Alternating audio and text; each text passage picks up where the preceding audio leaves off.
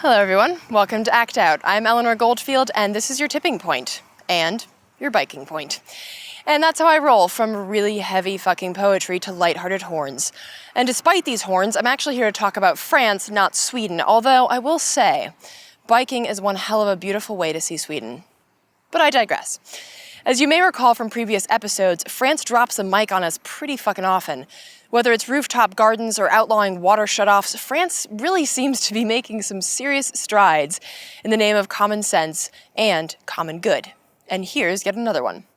On September 27th, Paris will echo with the sound of bike chains and bike bells as the city transformed into Biketopia.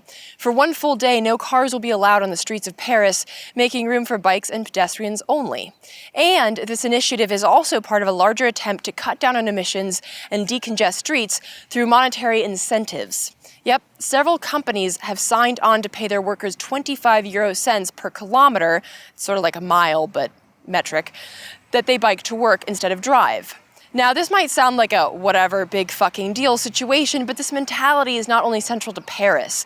Even famously bike and pedestrian unfriendly cities like LA have embraced bike-only events dubbed CicLAvia, a name taken from the same type of event in Bogota, Colombia, where car-free days have been an ongoing occasion for more than a decade.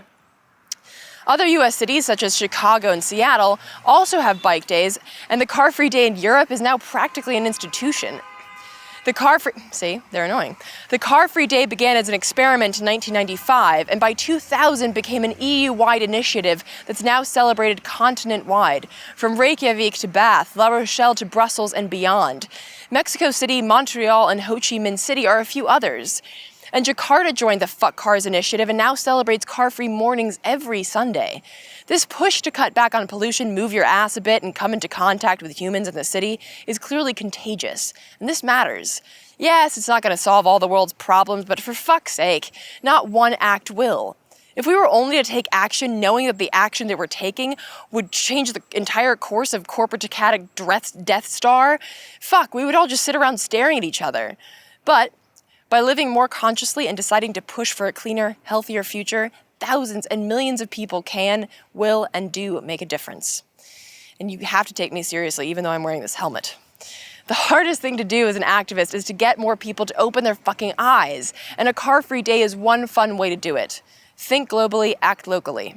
Like a nonprofit environmental activist group in Paris said, our city has to establish an exemplary signal responding to global issues, but it also has to respond to local issues after record peaks of pollution and climate challenges that are more than ever at the heart of everyday life.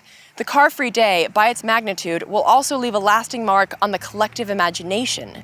Everyone can project a city more livable, adopt sustainable behaviors, particularly in terms of mobility and the sharing of public spaces.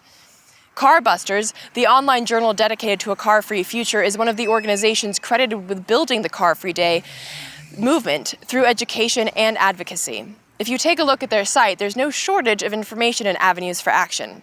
So, does your city have a car-free day? No? Well, maybe you should get that ball or bike rolling. And remember, safety and fun first.